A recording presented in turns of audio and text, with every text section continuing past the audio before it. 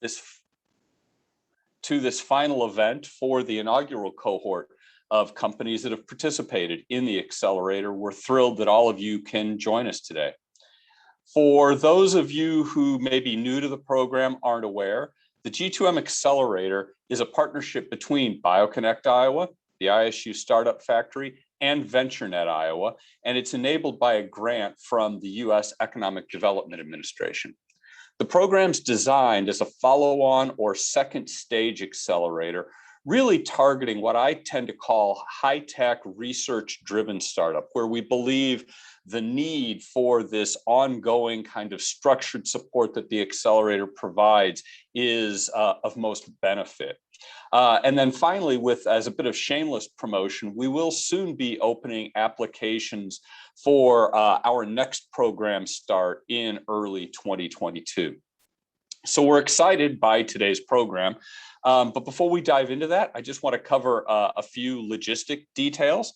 First, as I imagine everybody like me just heard, the meeting is being recorded, and after the session, all registrants will be sent a link to the recording. So if anybody needs to hop in and out of the session, maybe we'll miss something that you're interested in, you'll have an opportunity to go back and catch it later. Secondly, technical logistics today are being managed by Hannah Kirkendall of the ISU Startup Factory, and I want to pass along my thanks in particular to Hannah for everything she's done, not only for this session, but throughout the program. The 25 minutes that we've allotted for each company, each presentation, will be split up into 15 minutes for presentation, followed by up to 10 minutes for Q&A. Because this is a very limited amount of time for Q&A, John Callan, who is serving as the entrepreneur in residence for the program, will be facilitating the Q&A session. So if you have questions that develop during any of the presentations, please put them into the chat box. John will be monitoring that. He will kind of review questions. If needed, he may reword. If there's a couple that are similar, he may combine, and then he will pass along questions to the presenters at the end of each session. And again, for anybody who may have come on in the last minute or so, please do make sure and stay mute during the session so that we don't have any interruptions. Lastly then, from a logistics perspective, as I'm sure all of you have seen, the 5 companies in this cohort are all in different verticals. They are at different technical and business development stages, and thus they all have different upcoming needs. Their presentations or pitches are therefore not all directed at exactly the same audience seeking exactly the same thing. I'll let them talk more about that as is relevant to their presentations as they get into it, but I just thought that was a little bit of useful context setting up front. With that, let's move on to the program. So the last 10 or so years have seen really fundamental changes to the entrepreneurial climate and ecosystem in Iowa.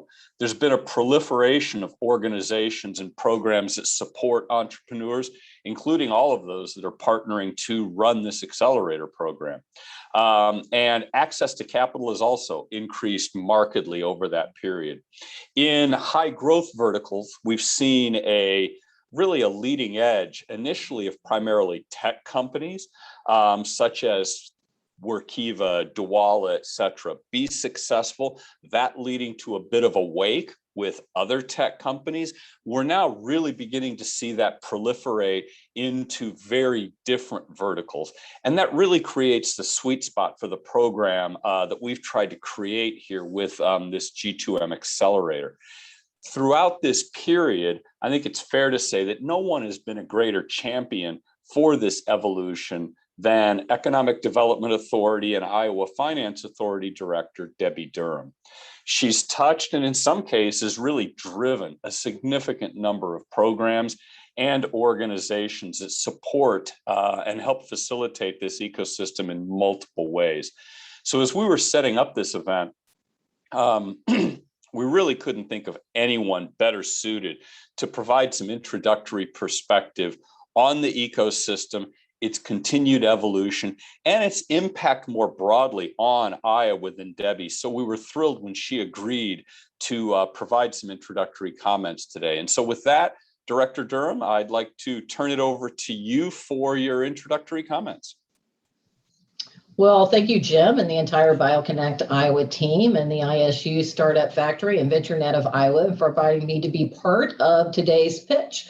In fact, it's kind of an innovation day today. I just had lunch with John Papajohn at noon, and he was telling me he wants me to provide him a list of all the disruptive innovation technologies that he should be following at 93 years old in Iowa. And I have scheduled to be here the entire time to watch the pitches. So I want to first of all congratulate all the inaugural cohort members here today that are pitching your businesses to potential investors and partners.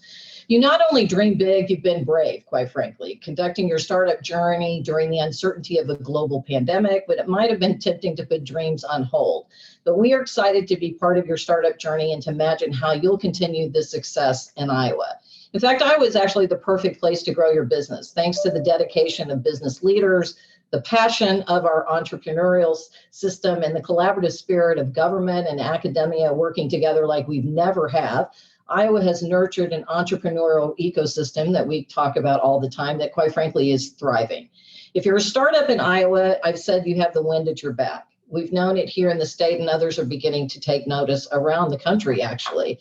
And there's a reason U.S. News and World Report ranked Iowa #1 in the nation for opportunity. And I think this reflects many factors, such as our cost of living, working conditions, and simply doing business and living here. It also speaks to the economic opportunity you're going to find in Iowa. We make sure businesses have what they need to grow, and we have good jobs in our community or places where people want to live. I'm an economic developer director that doesn't believe all jobs are good jobs or all development are good development. We're really looking at a wealth proposition in Iowa.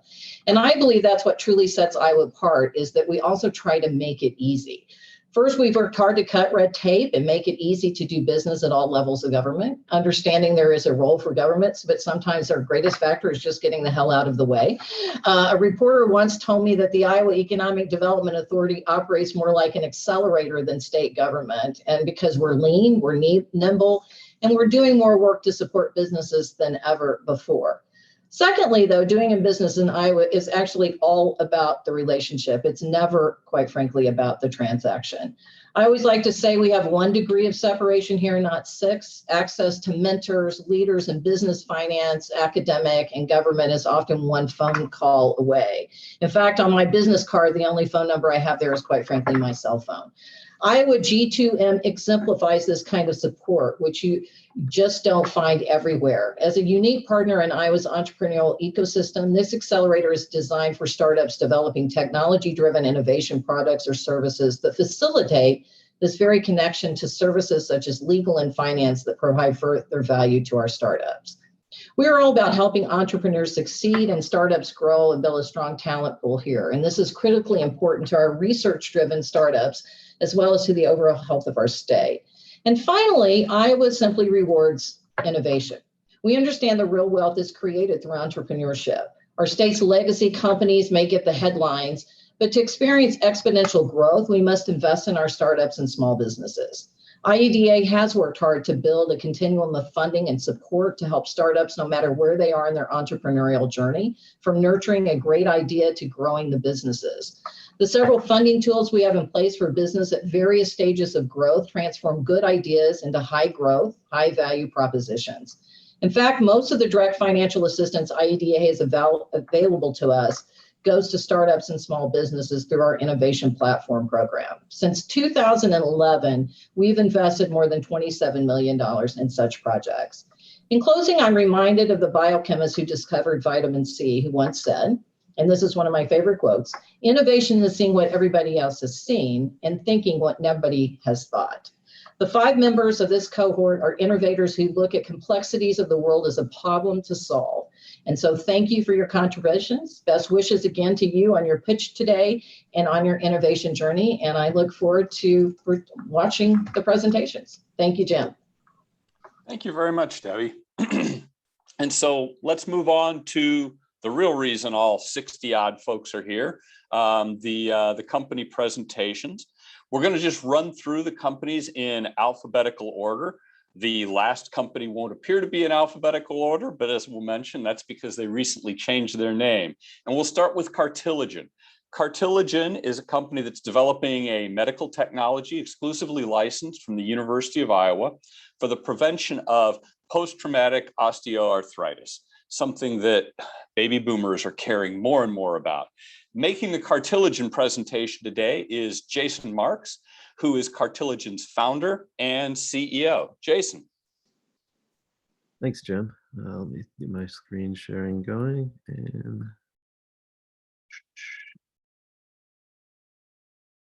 good, there we go. Alrighty, everyone. So like Jim said, my name is Jason Marks. Thanks again for the introduction, Jim. I'm the founder and CEO of Cartilagen. And over the next few minutes, I'd like to tell you a little bit about how Cartilagen is going to change the paradigm for osteoarthritis care. You've probably heard of osteoarthritis in some form or another. You might have it. Someone you know likely has it. But what it is it's essentially a degenerative disease of the joints. There's a smooth surface called cartilage on the ends of your bones at joints, which degrades over time, resulting in symptoms such as pain, swelling, loss of motion, inflammation, all of these things, which are very common. Osteoarthritis, to put it in terms of numbers a little bit, osteoarthritis affects about 23% of all adults in the United States, and it's actually the leading cause of disability in the United States, according to the CDC. Specifically, Cartilagen, as Jim mentioned, is going to be targeting post-traumatic osteoarthritis, which represents 12% or about 12% of all osteoarthritis cases. So what does this look like in terms of the current therapeutic landscape? Well, it's really limited, and it's actually a really big problem. Everything that physicians currently use to manage this disease is entirely limited to symptom management. There's nothing that's preventative, there's nothing that's curative.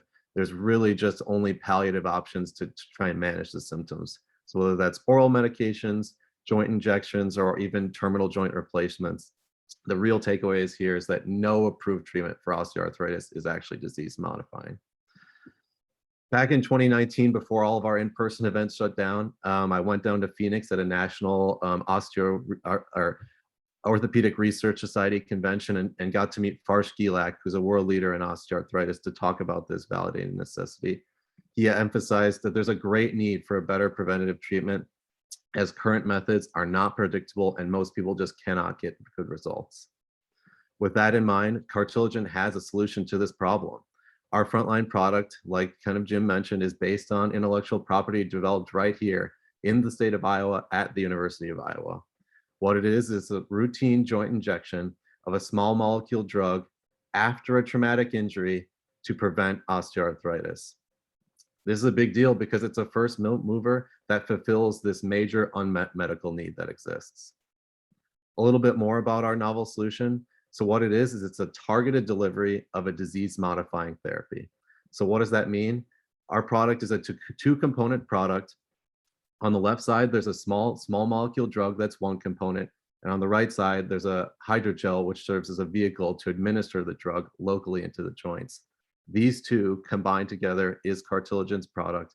And this our intellectual property portfolio is managed by SLW based out of Minneapolis.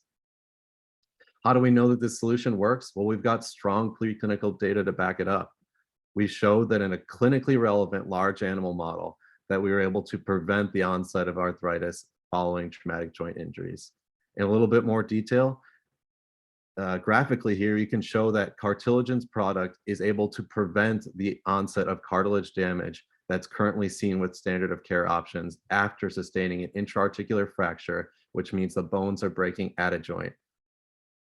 In addition, we've performed some recent independent CRO toxicology and PK/PD studies, and these have demonstrated no adverse findings. So we're very excited about moving this forward. But what does that look like moving forward? We've got a tangible clinical direction, actually. Just back at the beginning of August, we had our IND, which stands for Investigational New Drug Application, approved by the FDA. In addition, we've got our initial FDA phase 1/2A human trial scheduled to begin this month. This is supported by a multi-million-dollar Department of Defense grant scheduled to enroll 66 patients. In order to pull this off, we're going to need some partners. And for this particular study, we've got the following: the Department of Defense, one of their clinical trial arms, the Major Extremity Trauma Research Consortium, and 2 of those centers in that consortium, which one of them is the University of Iowa Hospitals and Clinics, and the other being Indiana University's health system. So where is this product at in terms of development? Well, like I was saying, clinically, our technology is getting there. It's advanced through the preclinical stage and is now into the clinical stage. We would look to move that forward successively through the phases that you probably have heard of. In addition, though, we've also got to look at our manufacturing readiness. Our manufacturing readiness as it stands is a little bit further behind, but it's something that we're going to be actively working to develop as concurrent with our initial human clinical study. What we're going to do is develop our prototype through a pilot line, and then ultimately look to move to commercial production years into the road. But what does that commercialization pathway actually look like? In terms of a market, some annualized information about the United States market is that osteoarthritis itself is a multi-billion-dollar market with an incredible healthcare cost of over $100 billion annually. The reason for that being kind of like what I alluded to before, in the sense that there's no gold standard treatments for this disease. So you have not only direct medical expenditures, but you also have lost earnings from all these suboptimal therapies. And as you probably, as I mentioned, there's many people that suffer from this disease.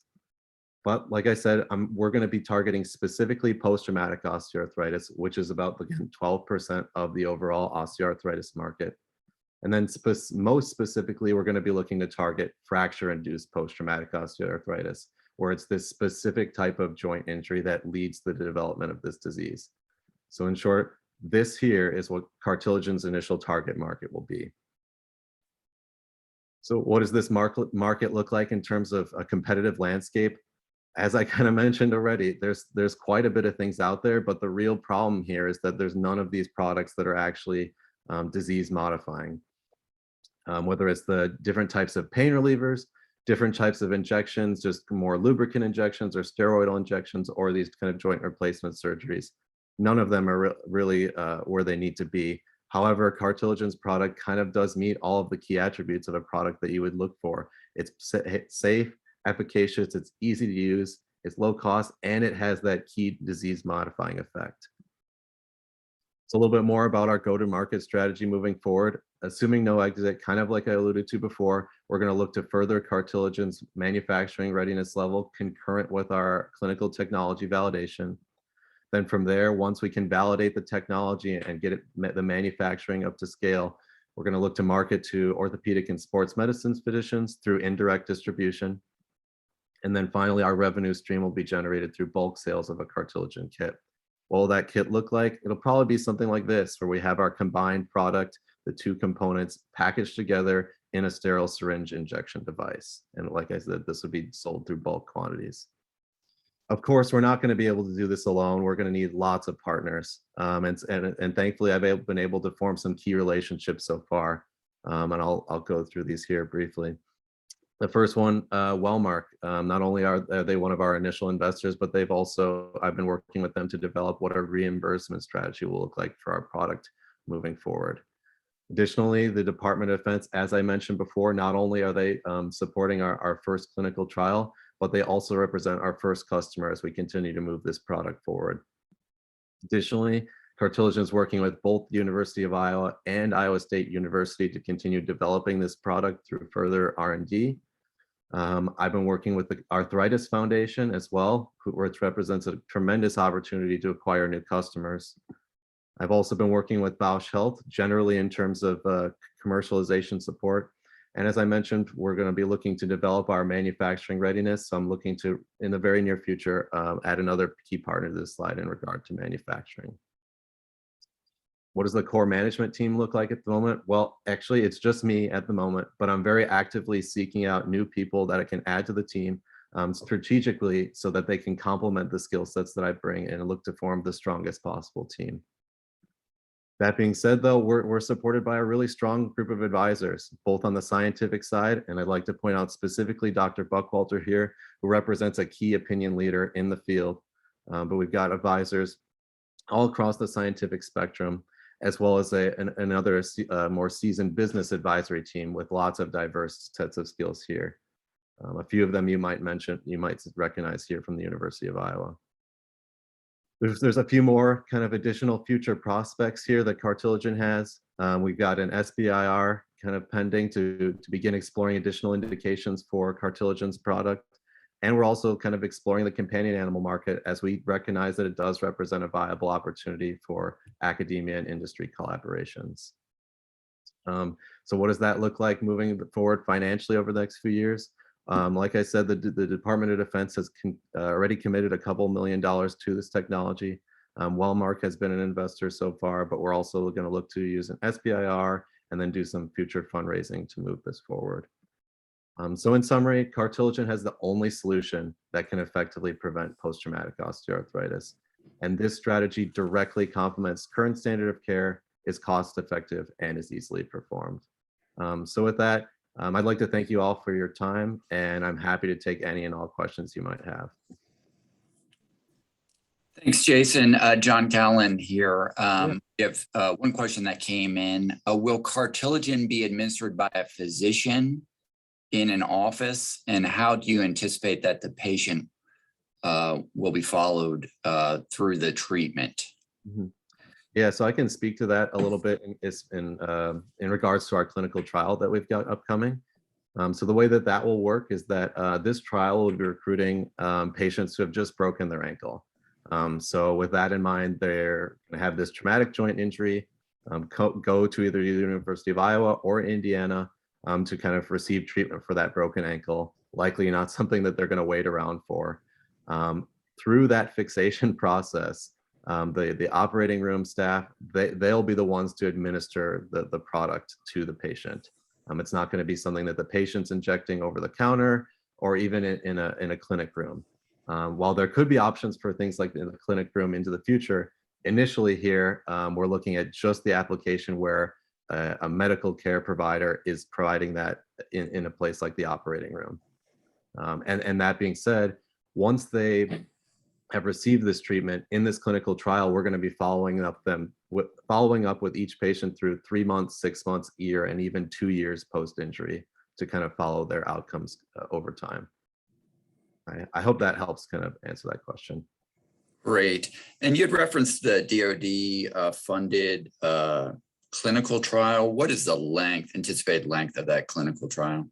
Yeah, so at a very high level, I'd say the estimated length is going to be about 3 years. The reason for that being is it's going to take somewhere about 6 months to a year to kind of enroll all 66 patients. The way we've got it structured now is it's, like I said, a phase 1/2A trial, which is a little bit atypical compared to what the traditional phase 1, phase 2, phase 3 pathway is. And the reason for that being is because we're addressing a disease that is still represented as an unmet medical need, we're able to follow a little bit more accelerated regulatory pathway, which in that case, it would look like a phase 1/2A trial like we've got scheduled now, and then a phase 2B/3 trial scheduled in the future. But like I said, it's going to take about 6 months to a year to enroll all 66 patients. And then once they're enrolled, we're going to have all of those follow-ups, 3 months, 6 months, 12 months, and a year, 2 years. And then so until all of those patients receive their 2-year follow-ups, the study will go on. So that's why we estimate that it'll take about 3 years to complete. Great. And you had referenced manufacturing readiness and manufacturing partners. Is it contemplated that there'll be a third-party manufacturer? And what does that manufacturer look like in an ideal scenario?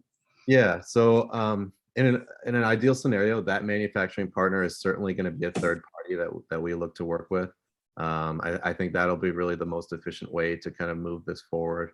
And what essentially we would do with them is essentially contract the fabrication of Cartilagen's formulation kind of in a pre-prepared syringe device, so that whenever a patient comes into the operating room, there's no kind of preparation necessary of this product. It's literally the physician would then go open the package and administer it straight away to the patient who's ready and willing to receive it. So that's kind of what that would look like. It's essentially, yeah.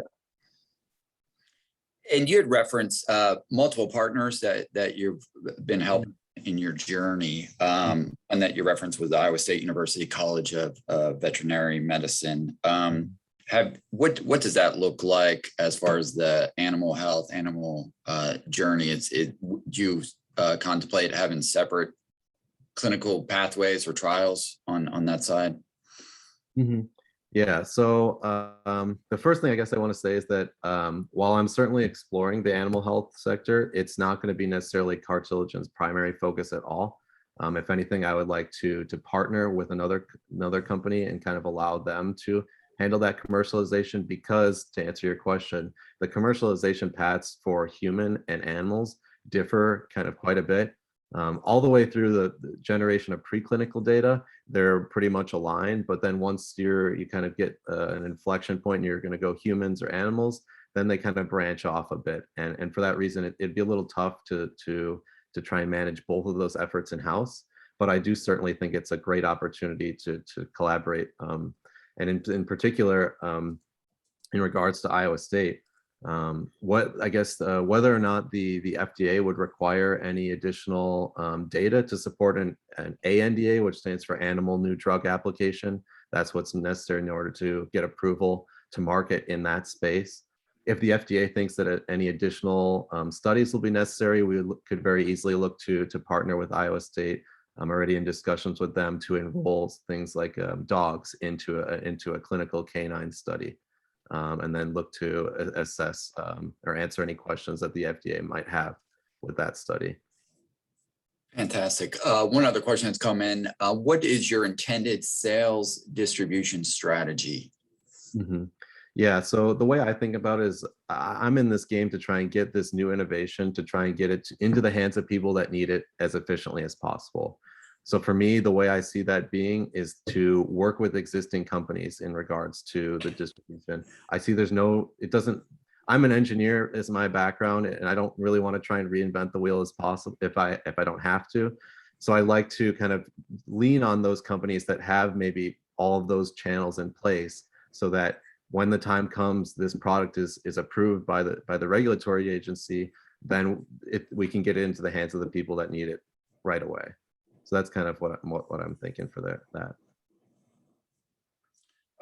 One last question. You had referenced applying for SBIR, or that might already be in process. Is that also with the Department of Defense or FDA? No, actually, that would be so far with the National Institutes of Health, a different governmental agency. Reason for that being is earlier in the presentation, I alluded to that I was down at before the in-person event shut down, at a big orthopedic research convention in Phoenix. And I was actually approached by the NIH at that meeting, saying that they would like to kind of support this technology's development as well.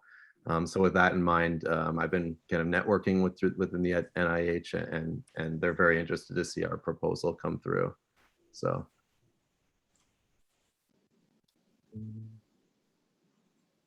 Great. Don't see. I have another question, a direct message. Let me just read it really quick.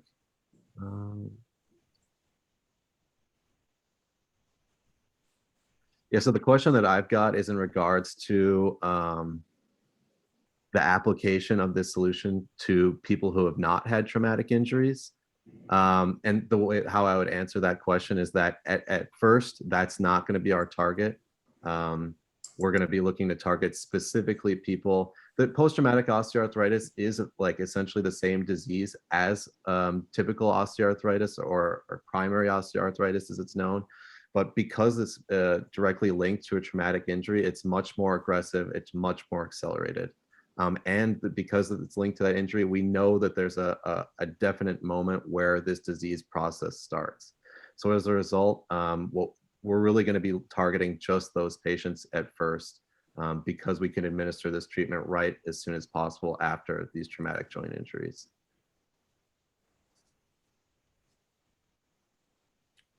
Great. See no other questions. If there's any other questions, please type them into the chat box. Otherwise, I guess we can move on to our next presenter. All I could say is if you think of any questions later, I've got my email here. Feel free to reach out. I'm happy to connect and talk with anyone. Thanks, Jason. Yeah, absolutely. So if we want to stop sharing that, perfect. And we can kind of move on from there. So the next company that will be making a presentation is Classroom Clinic.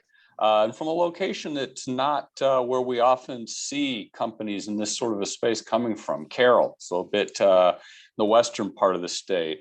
And Classroom Clinic is developing a telehealth platform and a provider network to provide students in rural school districts with improved mental health services. Making today's presentation for Classroom Clinic is Sue Galen, who is owner and president. So with that, I'll turn it over to you, Sue, and you can tee up the presentation and we can go from there. All right. Well, thank you very much, Jim, for that introduction. I appreciate it. First of all, I want to make sure that everybody can see and hear me okay. I can't see anybody, so I'm going to take that as a yes. And then I'm going to go ahead and get started. My pitch this morning or this afternoon is intended for just a general overview for a general audience. It's not targeting any specific partnerships or industries, just a general overview for everybody that's on the call today. So good afternoon. I want to introduce you to a boy named Johnny. Johnny is 13 years old. He's in the 7th grade. Johnny's been getting into trouble at school lately. He's defiant and disrespectful towards his teachers. He gets angry very easily and can be physically aggressive. One day, Johnny answered a teacher's question with a very flippant response. He was sent to the principal's office, and he had been sent there before. While in the principal's office, he was given a 3-day out-of-school suspension for his behavior. Johnny became enraged by this and tried to go back to class. As he was trying to leave, he brushed up against the principal, who was standing in front of the door. The principal called the police. Let me repeat that for you. The principal called the police. 2 police officers arrived. A scuffle with Johnny ensued. And when it was over, Johnny was lying on the floor of the principal's office without his shirt, without his shoes, and without his socks. But worst of all, his hands were cuffed behind his back. Let me repeat that for you. His hands were cuffed behind his back.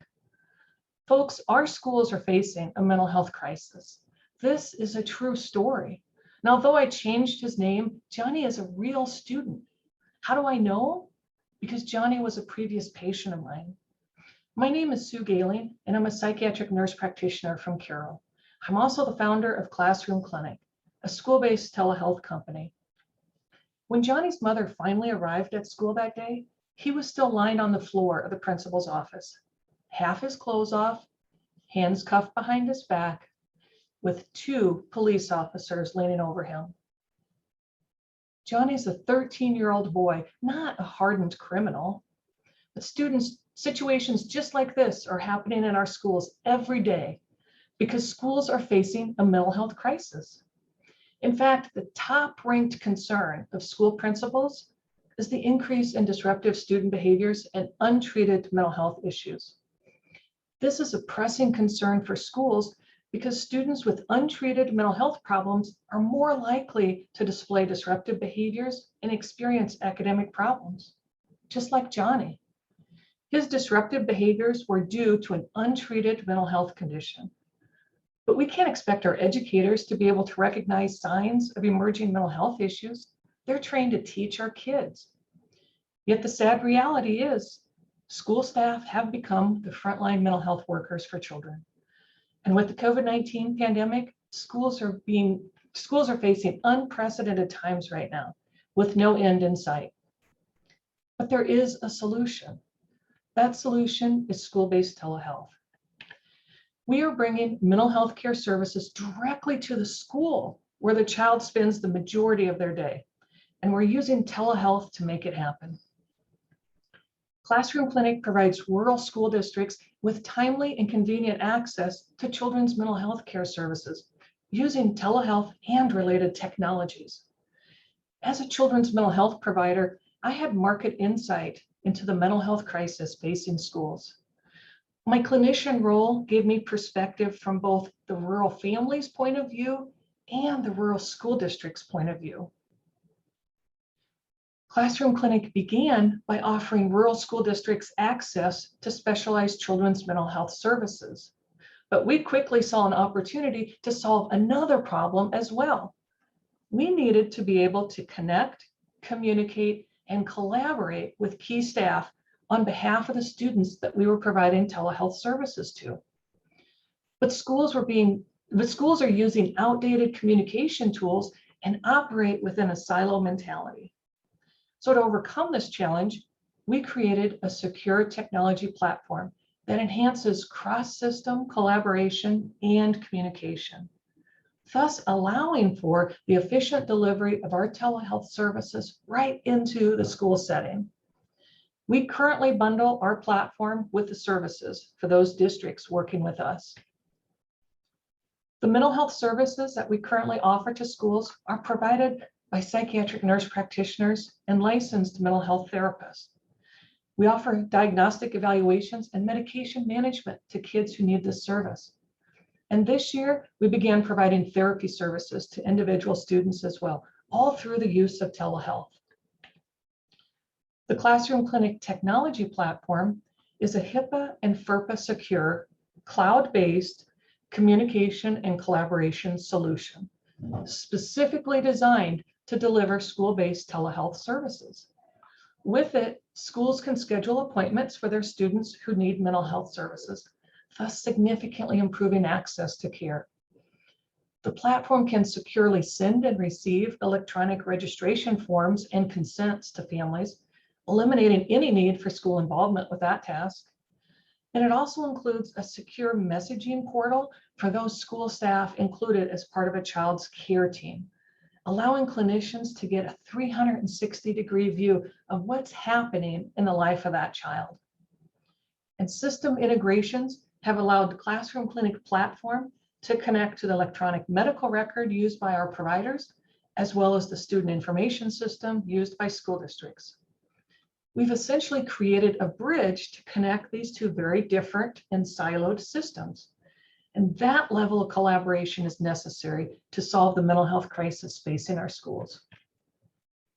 We are gaining traction. Classroom Clinic is currently working with 4 different school districts in Western Iowa. These districts range in size from 200 students up to 2,000 students. And the feedback we're receiving validates that our solution is working. Let's go back to Johnny. Johnny's disruptive behaviors were not recognized by the school staff as being caused by an untreated mental health condition. Let's imagine how this situation might have been handled differently if Classroom Clinic services had been available to his school. Instead of calling the police that day, what if the principal had called Johnny's mom first? That conversation might have gone something like this. I'm calling to let you know Johnny got sent to my office again today for being disrespectful to his teacher. You know, he's been in my office several times recently. We're noticing a change in his behavior. He seems so angry and irritable. I just don't think another suspension is going to help Johnny at all. I'd like to offer him an alternative instead. Our school believes that student mental health services are so important that we've now made it possible for families to access those services for their kids right in our school building. I know you've mentioned how concerned you are for Johnny, and we are too. Is this service something you might be interested in having Johnny referred to? If Johnny's mother had agreed to being referred to Classroom Clinic, the school would have scheduled an appointment with him using our technology platform.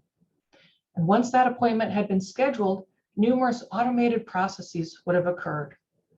First, the parent would have been sent an online registration and intake packet to complete electronically.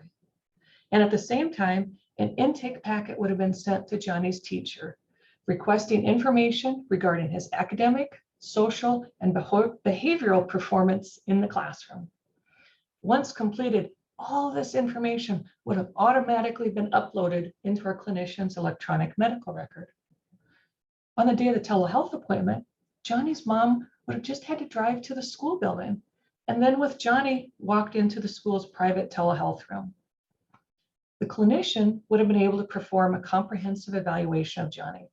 Given that information from both the parent and the school would have been available to that provider, allowing them to provide a really in-depth critical assessment into the origins of his behaviors. At the completion of the appointment, targeted behavioral strategies could have been provided to the school that were specifically developed for Johnny based upon his medical condition. Unfortunately, none of that happened because the principal called the police that day, likely traumatizing Johnny even more. Excuse me. Our current business model is a B2B model. School districts contract with Classroom Clinic to access services and use of our technology platform. We generate revenue through our value-based contracts that we have with the individual school districts, as well as through reimbursements that we receive from health insurance payers. We believe we have achieved good product market fit, and this is evidenced by some of the customer testimonials that we have already been receiving.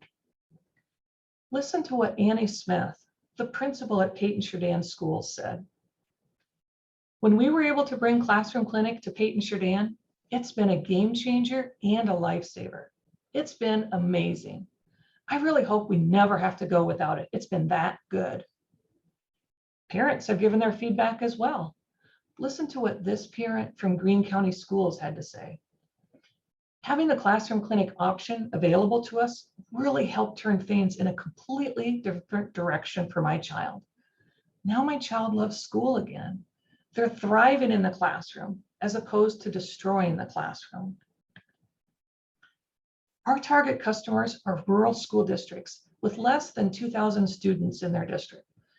Those districts were interested in improving student academic outcomes by actually addressing unmet student mental health issues.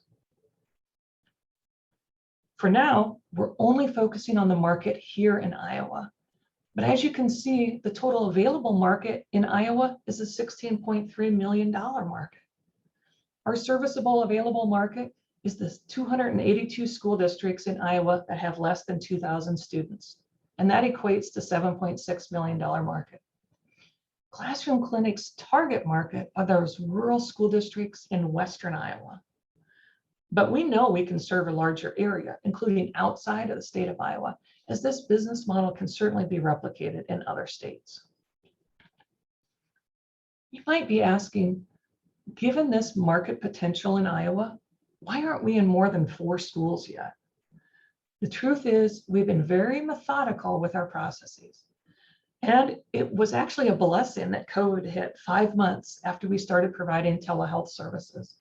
That allowed us time to develop a proof of concept for the technology platform that we discovered we needed. We recognized that the technology platform could significantly differentiate us from any future competitors. And with luck on our side, our proof of concept was ready for beta testing at exactly the time that some CARES funding became available to the mental health regions.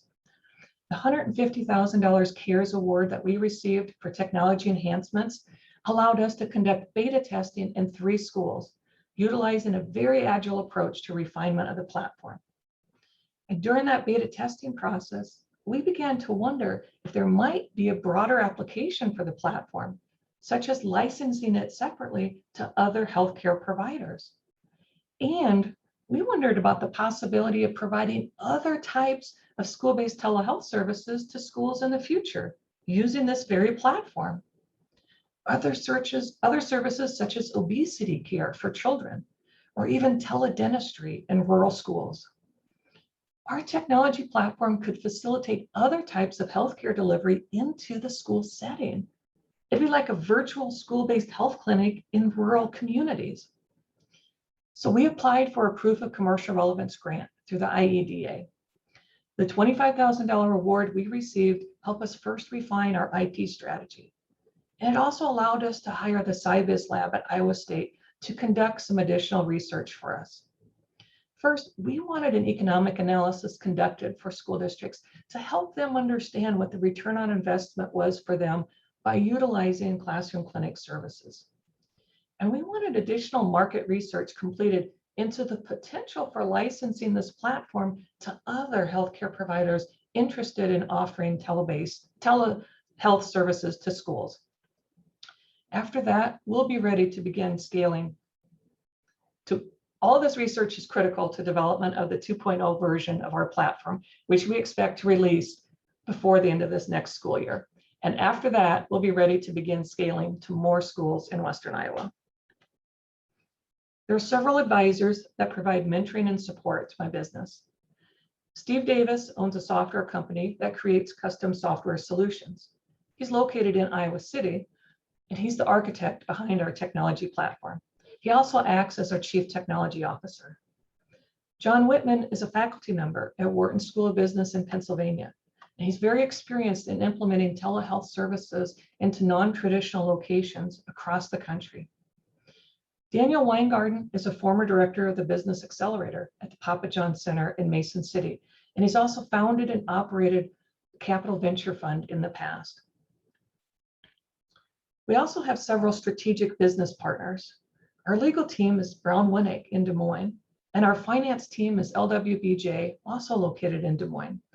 And of course, our research team is the SciBiz Lab at Iowa State University. Oh my God, I'm so sorry. I've screwed up my slides. Hang on. Okay. I want to circle back to Johnny and leave you with some parting thoughts, included what motivated me to start this business. Johnny's case is not unique.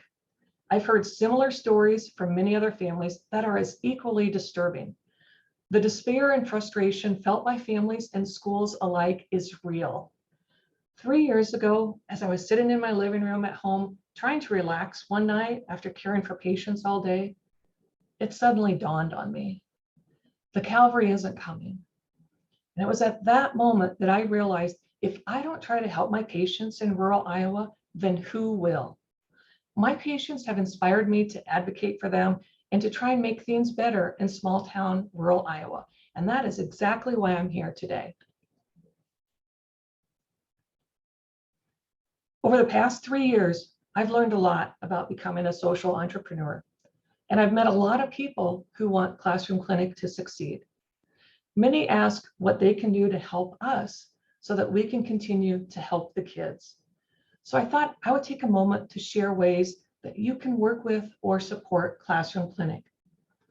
If you know of other rural school districts who might be interested in contracting with Classroom Clinic, please share our information with them. If you know great business leaders who are passionate about this cause and might be willing to join our leadership team, please connect them with me. If your company is interested in supporting a female social entrepreneur and have the resources to help further our work, please reach out to me.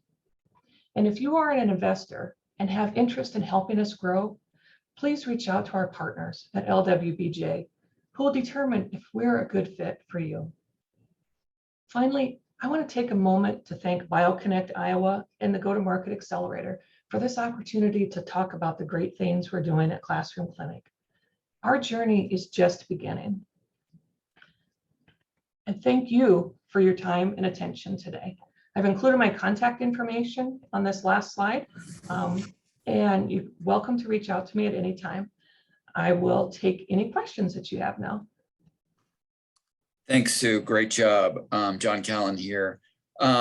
Questions have come in a couple buckets. The first is sort of talking about security. How will you address endpoint security?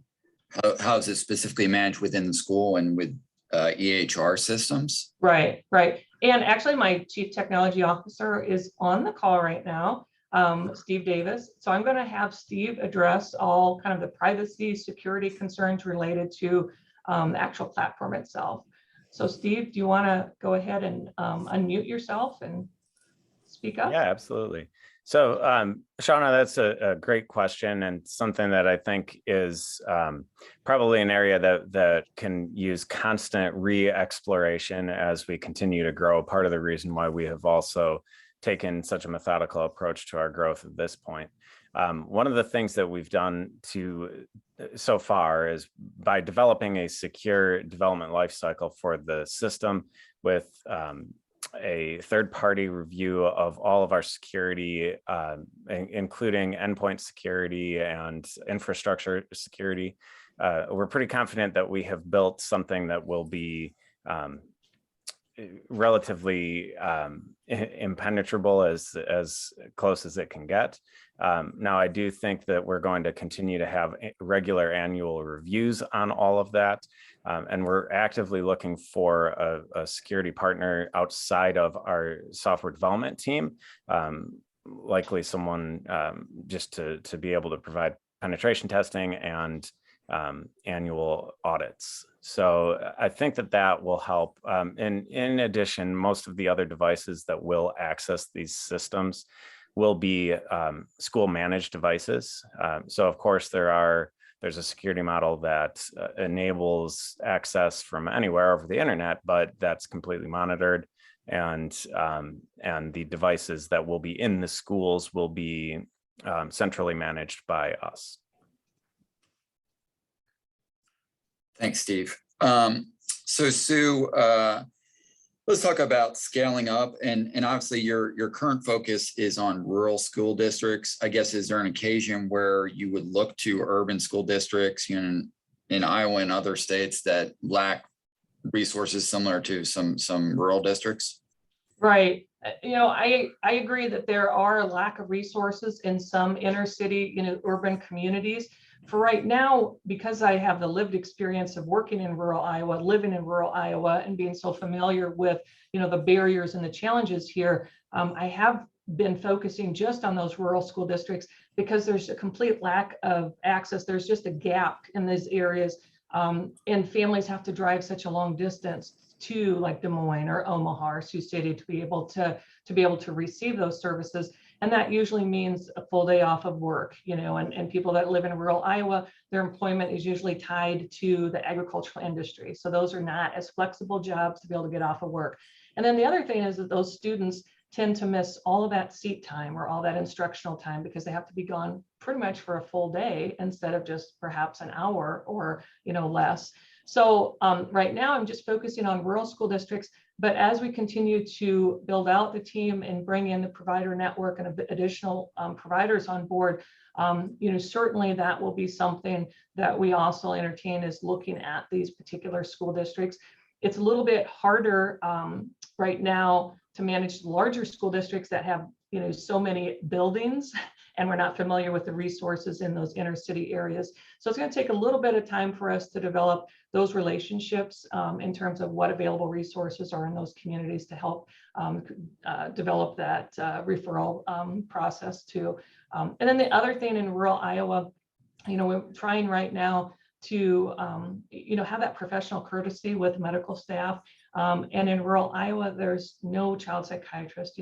Family physicians are being expected to do so much the mental health, and they're not comfortable and trained to do that. So that's right now in the beginning another reason that we focused on the rural communities. But certainly we can also go into larger schools. It's just right now our focus has been small. So obviously COVID is having a real impact on student well-being and mental health. And I saw on one of your slides that you were able to access some CARES funding. Can you talk about what you use that funding for, and if there's an opportunity to go for additional funding through American Rescue Plan funding? Right. So we were very fortunate because we were really in that sweet spot in terms of children's mental health, telehealth in the schools. There has been, some non-dilutive funding opportunities out there. And last year, it was right at this time that the first round of CARES funding came from the federal government to the states, and it was distributed to all the mental health regions across the state and available to mental health providers. And so because I was a mental health provider, I was eligible to apply. And I used a portion of the money to expand services into a third school. But then we also used the money for technology enhancements and to really accelerate the technology roadmap of the proof of concept that we'd already developed. So we were able to, I think, accelerate development of the platform by probably a 12-month period at least.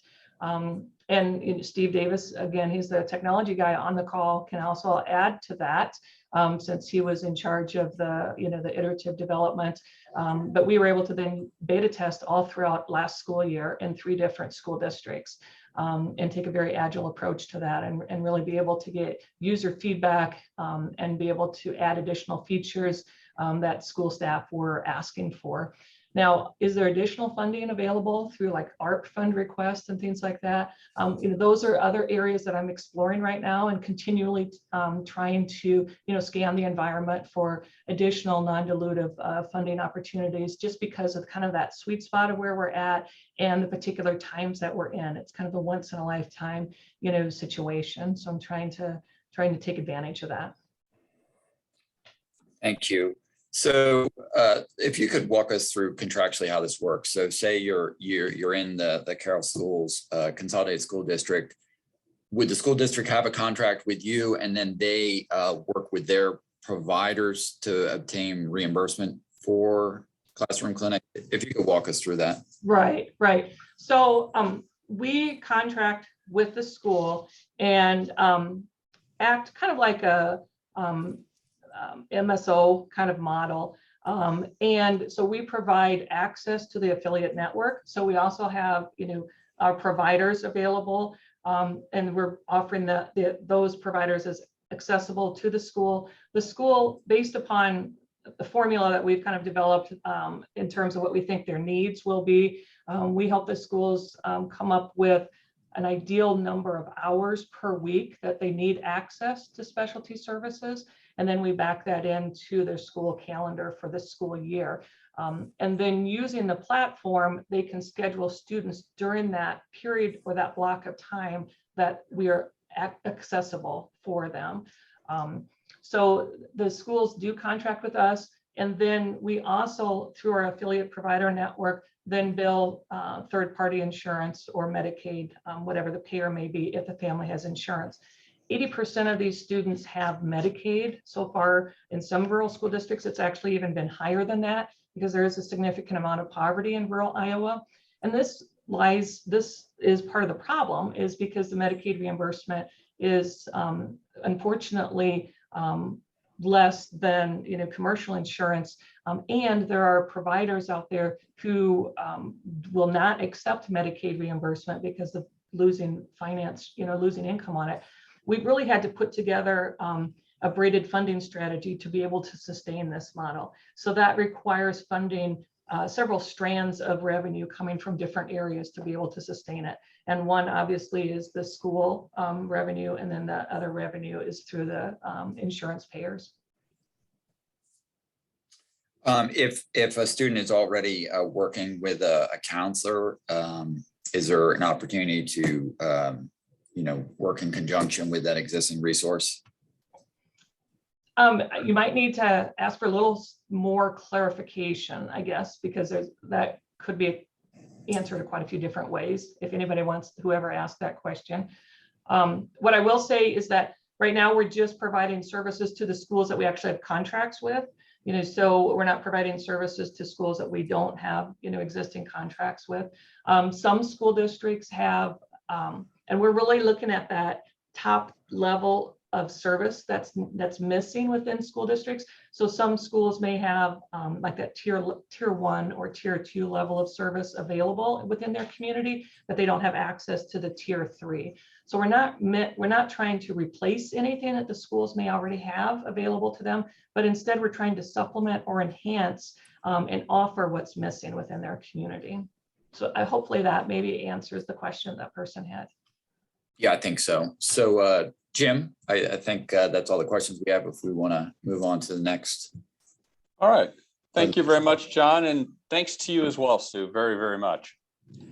So the next company that we have in queue is FBB Biomed, company out of the Iowa City area. And FBB Biomed is creating blood and saliva tests to predict critical health outcomes.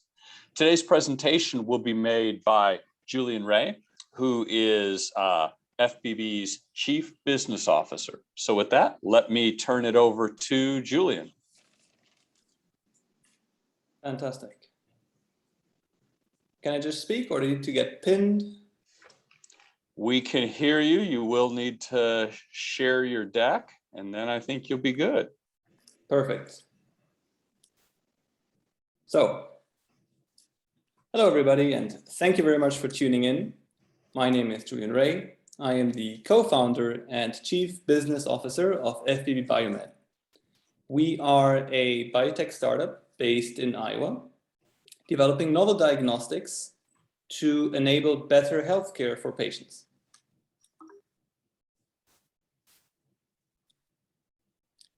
The problem we focus on is determining which individual is going to get really sick and which one should go home. So the question we address is, who is at risk of a poor prognosis? The answer to that question is very relevant and valuable to all those involved in providing healthcare to patients. The intellectual property we have protected is prognostic RNA biomarkers for 4 neurologic diseases. So let me break down these 3 words. Prognosis is all about the expectation of how a patient is going to progress in disease. Will he or she progress into a more severe form of disease or go into a milder form of disease? And that is evidently valuable information to a doctor. The RNA biomarkers are pieces of genetic information circulating in our bodies, and we are able to decode them such that we're able to make these prognosis predictions. The neurologic diseases we focus on are 4: Alzheimer's disease, Parkinson's disease, multiple sclerosis, and amyotrophic lateral sclerosis. The current state is rather pitiful. We do not have prognostic or diagnostic tests for the neurologic diseases in our scope. This is a statement made by the Mayo Clinic, a leading hospital in the country. The way this works today is that a patient will go into a hospital with self-reported symptoms, is going to have a discussion with the doctor, who is going to do an initial check, maybe run them through a clinical assessment where they're going to ask them to write their name backwards and walk a few feet on a straight line. And every time a patient fails at an exercise, they will get a couple of points written up. And if the sum total is above a certain threshold, then there is a preliminary diagnosis for the disease at hand. However, this is just a preliminary diagnosis, and then there's a whole battery of tests that have to be done on the follow-up in order to exclude other potential diseases that present the same symptoms. So what that really means is there's a lot of subjectivity baked into the current protocol and system, and it is not ideal for patients and outcomes. The market we talk about is big money. The 4 diseases in and of themselves carry very large economic burden and are a problem that is above $400 billion heavy. Also, there's a significant amount of misdiagnosis for each of these diseases, ranging from 18 to 30%. So what that means is that in many cases, a patient is given a diagnosis, although they do not have that disease, or they're given not given a diagnosis, although they do have the disease. The solution we propose is to deliver an accurate prognosis through our proprietary RNA biomarkers. The way this works is a sample is collected at the care provider, for example, the doctor's office. That sample gets sent to a clinical lab, where the lab is going to put it on a sequencing machine, do a sequencing run, and then give us the RNA sequencing data. We are going to generate test results on the back of that data and then feed that report back to the clinical lab, which will package it the way it wants to, and then that'll give it on to the physician, to the doctor. So in this particular scenario, what we are showing here is a patient where there are 4 biomarkers of relevance. 3 out of 4 are overexpressed, indicating to the doctor that most likely this patient is headed for a severe form of disease. The product we want to bring to market is a blood-based, laboratory-developed test for the prognosis of these 4 neurologic diseases. The use case and the prototype that is ready for test marketing now is prognosis screening. In our pipeline, we have another 2 use cases in development. One is around differential diagnosis, which is very relevant when you want to split a patient from one disease versus another, enabling a very precise and accurate diagnosis from the get-go. And the other use case we work on is monitoring. Monitoring is particularly relevant when a patient is undergoing treatment because it gives feedback to the treating doctor whether or not the therapy they have recommended is working effectively for that specific patient. Our secret is that we look where others do not look. We have discovered in RNA considered contamination or junk by the vast majority of the industry today, these extremely valuable RNA biomarkers that have been overlooked so far. While others think it's contamination, we think it's gold, and we are going to prove our case. We're very proud to be such an evidence-based medicine company. Even though we're a small startup, we have from the get-go invested a significant amount of our resources and cash into acquiring samples to do proper proof of concept studies from the very founding of our company. So this means our IP is based on these samples, it's based on that data, and we have already a peer-reviewed publication for multiple sclerosis. The business model we pursue is fulfilling the unmet market demand for prognostic tests in neurology. If you think about the market as an ecosystem, there is multiple parties that care about prognosis. There are patients, governments, doctors, and insurance companies.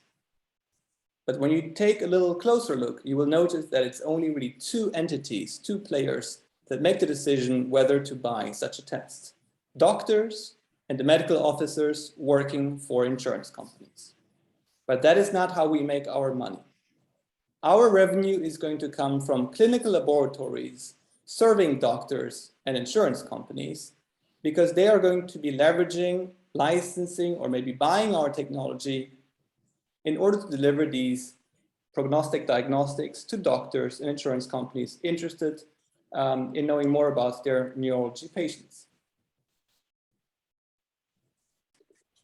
What makes our technology unique is that we look at RNA that is highly overexpressed, and that enables us to do real-time prognostic diagnostics. The key distinction to keep in mind when you compare RNA tests and DNA tests is that RNA is much more abundant in human tissue than DNA. So what that means is that there is a lot more potential to have a highly accurate test that is very sensitive and very specific if it is based on RNA. The other thing to consider is that RNA is real time. It's about manifest molecular processes happening in our bodies, whereas DNA is about the blueprint for our bodies and is more a risk profile than it is real time. We as a team are an eclectic bunch, and our specialty is bringing disruptive technology to market. My co-founder, Howard, who is also on the call, has been in this business for more than 4 decades. He has spent his entire life developing, inventing, and commercializing these novel diagnostics, including the world's first and only urine test for HIV. I myself come from a very different world. I come from the world of big data and finance, where I was selling AI solutions and big data analytics applications to automate processes. And when I met Howard, I saw that big potential to leverage the RNA data that we will generate through our diagnostics business and build our company into a data company, because the truth about AI and machine learning and all these other new applications is that it's not so much the algorithm that is the gold, it is the quality of the data and the underlying database. So if we're able to get these unbiased RNA sequencing data in, we will become an RNA data company in the future. Our third co-founder and the COO is Stephen, also on the call. He is a professional when it comes to logistics, supply chain, and lab operations, and has been working with his brother Stephen for the last 3 decades. What is great about our team is that we complement each other, and that is really our strength. Timeline. There are three big milestones I want to draw your attention to. One is that we're about to file our provisional patents. We have received today from our IP attorneys fully drafted claims. We will review them over the next few days and hopefully file very soon. The second big milestone I want to draw your attention to is us submitting the results from our validation study with a larger sample size, a larger patient cohort, to a publication or a scientific meeting for peer review. The goal here is to get our data published and to, again, strengthen the case that we are an evidence-based company and that we use science the proper way. The third milestone is a signed deal for test marketing. So test marketing is all about working with a select small number of customers in order to validate the assumptions we make about the market and our product, so that we get early feedback and make sure that our product is as useful and as effective as possibly can be before we go for the big launch. We expect our first revenue next year on the basis of our test marketing and hope to grow more or less exponentially in the years after that. Something I want to draw your attention to is comparables. There is a diagnostics company that was acquired in 2018 by a larger diagnostics company. That comparable had $16 million in revenue, but got acquired for $575 million. So the value of a startup in our field is not determined solely by its revenue, but also by the depth and power of its intellectual property to its name. And we absolutely are willing to consider an exit scenario like a comparable. Let us sum up. We operate in a multi-billion-dollar growth market for prognostic diagnostics. Our first product is going to be a prognostic blood test for 4 major neurologic diseases. Our direct customers are going to be clinical labs serving the insurance industry that is very keen on getting its hands on such a product. And our team is experienced in bringing new technologies to market and in particular selling and developing novel diagnostics. Our ask to you, the audience, is that if you know somebody that you can recommend working in the clinical lab space or in the insurance space, we are looking right now for partners in our test marketing, and we would love to hear from you on that front. Let me close by saying thank you, Iowa. We put the corn in unicorn, and what I love about Iowa is that it's a small ecosystem, and like Debbie said, it really is a very tight network. We have been blessed to be a cohort member of the Iowa Go-to-Market Accelerator. So big shout out to you, Jim Register, John Callan, and Peter Hong. Thank you very much for your support. Also to the University of Iowa that we have worked very closely with for our research, and Iowa State University for your Startup Factory support. Thank you all, and we love working with you guys. One life, one test, that's our mission, and the floor is now open for questions. Thanks, Julian. Great job, FBV Biomed team. One question that came in, Julian, was talk about your sample size. Seemed on the small side to validate the assays. Is there plans to further ramp up validation? Absolutely, yes. So it is true, it is a small sample size, and we're about to up it to about 50 samples total. So what we're going to do is have this validation study with the larger sample set, and then publish that after peer review in a publication. Yes, so it is absolutely part of our plan. And we have spoken with the FDA, who have given us direct feedback. And they said that we would need at least 90 samples in order to get clearance. So that is what we're going to be gunning for. And that's a perfect segue. A question came in just to have you sort of walk through the regulatory pathway and timing and the key steps and milestones along the way, if you could do a deeper dive on that. Yes. So we walk a well-trodden path called the laboratory developed test. A lab-developed test needs to meet two conditions in order to be admitted to market. The policy behind that was originally designed in the 80s in order to facilitate research and commercialization of tests for rarer diseases and unburden them with undue regulatory burden. That's the path we're pursuing. We have to meet two conditions in order to qualify as a laboratory developed test. One is we need to publish the results of the study with at least 90 samples that is peer-reviewed and accepted in a high-impact journal, providing evidence of the sensitivity and specificity of our test in that kind of a setting, blinded. The other condition we have to meet is we have to run our tests through a CLIA accredited, CLIA certified laboratory. So the clinical laboratories we would be talking to and targeting, all of them have some of their locations with a CLIA certification, and we would be running our tests through those CLIA certified labs, thereby meeting the conditions necessary to commercialize our test. So you talk about revenue being, contracting directly with clinical labs. Is that a straight licensing play? Can you sort of walk through your revenue stream and your revenue model? So the answer is a bit more complex. The power players, the decision makers, are really the doctors and the insurance companies who get served by the clinical lab. So while we get our money from the clinical labs, our revenue comes from there on paper. It's really about generating demand on the doctor and insurance company side in order to get the clinical lab to buy our product. So there are multiple ways to market, and we are open to all of them.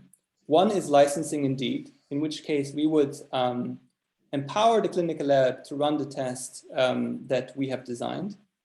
Another route would potentially be kitting our own product by working with a big player. For example, Iowa's own IDT DNA would be a fantastic partner in this case, whereby we would kit the test and then ship product. So there are multiple ways to market, and we're open to exploring all of them. As a follow-up, what does your capitalization strategy look like? Obviously, you have a pretty aggressive timeline, which will require some substantial funding. If you could walk through some of your capitalization efforts to date and future, and as a follow-up to that, what you think your exit strategy would look like? Yeah, great. So let's think about this in three big phases. We have the pre-revenue phase we're in right now, we have the post-revenue phase, and we have the exit phase. So in the pre-revenue phase, which is really now until we have that first test marketing deal signed, we depend on equity funding. So that, and also some non-dilutive funding like we have received from the state of Iowa. So what that means is that we intend to have another fundraising round next year, and hope that this will be the last one.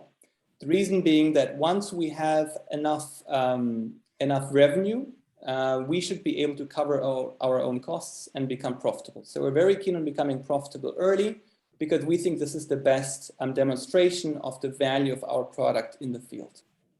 Once we're in that revenue phase, we want to grow the company and prove its use in more markets, expand to Europe and East Asia. And once that is confirmed, we then seek to exit the company at a very high multiple. Yes. What we envision is a trade sale. So a trade sale is when you get acquired by a bigger diagnostics company.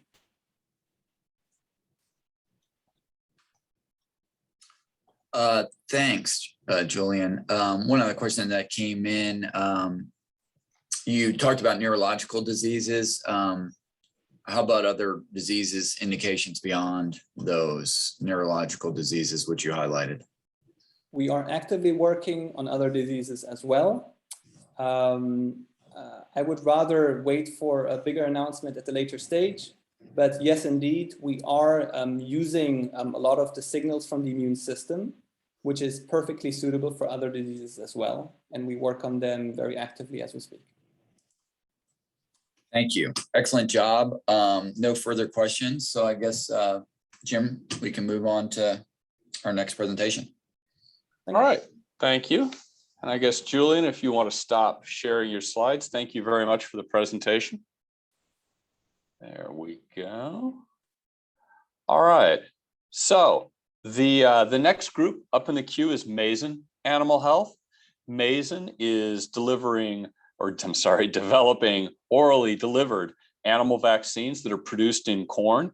And Jennifer Philby, a co-founder and Mason's CEO, will be making today's presentation. So with that, Jenny.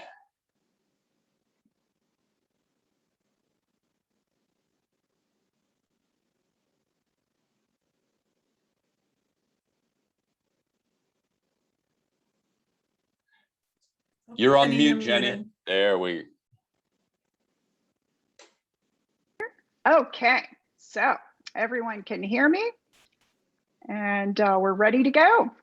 Well, it's a real pleasure to be here today and to share with you how we are achieving the dream of oral vaccination. So earlier this year, we raised a $2 million seed round, and we are currently raising a Series A round. That Series A round will bring our first product to market, help us grow the team, and also build out our pipeline.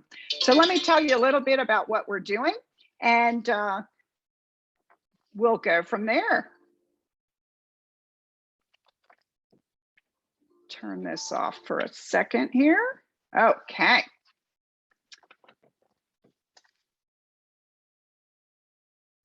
So we are revolutionizing animal disease prevention by creating oral vaccines in corn seed, which can then be ground and fed to production animals as a feed-through vaccine or formulated into a treat for companion animals. So today, I'm going to focus primarily on the production animal or the farm animal side of the business, because there we have a tremendous unmet need that oral vaccination can fix. So you might ask, why corn seed? What's so great about corn? And corn is actually an optimum production platform for oral vaccination. So number one, we're basically growing corn for our manufacturing. And so it's a very cost-effective way to produce vaccines. Secondly, the technology is founded on the career actually that our scientific founder has brought to us, in that he has developed very high expression levels of antigens which make up these vaccines. And therefore we have a very high yielding production system. Third, the corn matrix is actually very well suited for oral vaccination and oral protein delivery in general. There's carbohydrates, there are enzyme inhibitors, all of which enable a controlled release as the corn is eaten and digested. In addition to that, we also get a nice stabilization of the protein itself as it is being processed. Finally, corn is a common ingredient in animal feed. So we're not introducing anything foreign except for the vaccine to the animal, and the producers understand how to deal with corn because this is a feed ingredient that they use every day. So now let's move and talk just a bit about vaccination, a topic that we've all heard far too much about in the past 18 months. Vaccination has actually done great things for animal productivity, preventing disease, helping eliminate antibiotics from the systems.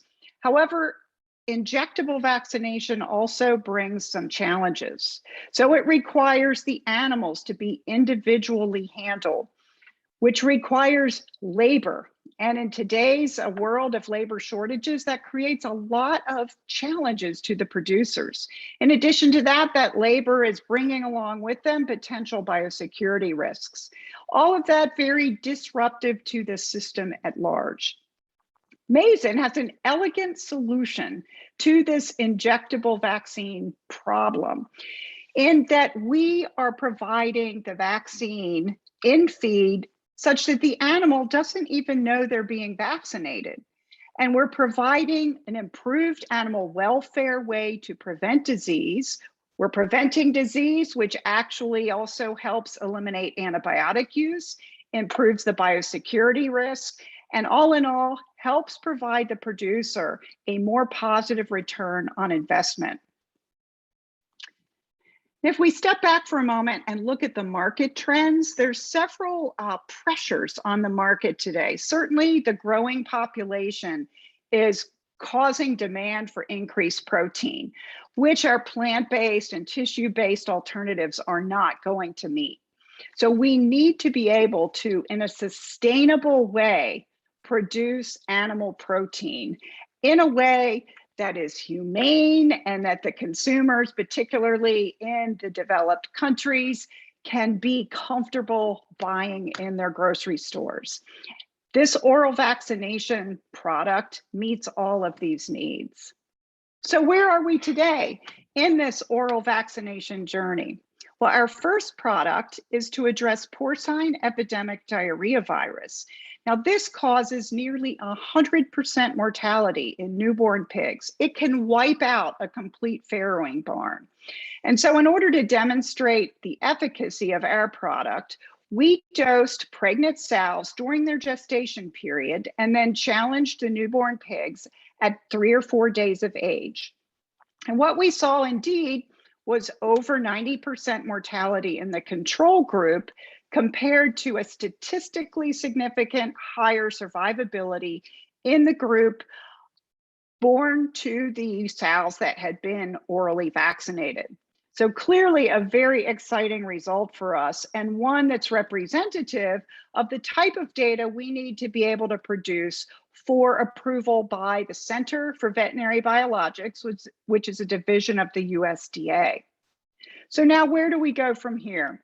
Well, this is a regulated product, and so we will be going through a regulatory process, which once we have finalized the dose for our efficacy study, we will run that efficacy study that will be submitted to the CVB at the USDA for approval, and also the ability to then move forward and do a field safety study.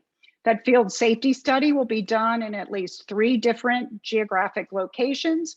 And once we have successfully completed the field safety study, we will be eligible for approval and launch. We're targeting launch of this first PED product in 2023. Now we have a robust pipeline behind that, and I'll speak to that in a few minutes. But you might be wondering, this is all great, but how do you get a product like this to market? And so we start in cornfields, we produce the product in cornfields, it is then harvested and dried. The beauty of corn seed is that it's incredibly stable. So we can store in hoppers corn seed for many years and still be able to have high potency coming out when we move into processing. Processing is grinding that to the proper dilution to have the potency that has been approved by the USDA. And then it is either packaged into for further manufacture, which would then go to a final packager for final use product, or it can be packaged directly into final use product. That final use product is a vaccine sold as a particular number of doses, will then be shipped directly to the producer for administration to their animals. So we grow our corn in California, outside of the Corn Belt, under controlled conditions, regulated again by the USDA.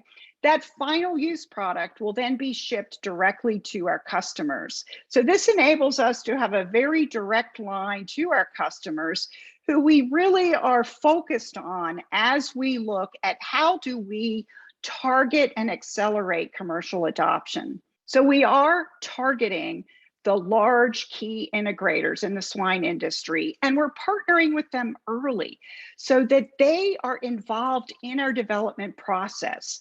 They are helping us see how they want to use the product, how we will best fit into their systems so that as we get our product approved, it is ready for their use. This enables them to have early access, a competitive advantage over others who have not yet tested the product. And ultimately, we have aligned needs in terms of us getting products to market and them using new innovative products. Now, we've heard from many of our potential customers that we have a very robust value proposition. So by providing an effective way to prevent disease, we're actually increasing their production return on investment. We're also improving safety, not only for the animals, but for the workers as well, and providing optimized efficacy of vaccination. And finally, these are room temperature stable vaccines. So that clearly makes administration easier for the producer, and for Mason, it enables us to access a global marketplace, even in geographies where today cold chain injectable vaccines are not possible. So in order to sustain a compelling value proposition, we need a robust intellectual property position, and that indeed we have. We've leveraged the many years of work that our scientific founder, John Howard, has put into place, and we have an exclusive license to their patents in the field of animal health. So these are the ability to express antigens at a high level, to put it in particular places within the seed, production patents, how to enhance immunogenicity. And in addition to these, we own our own patents on specific products that we now have in development.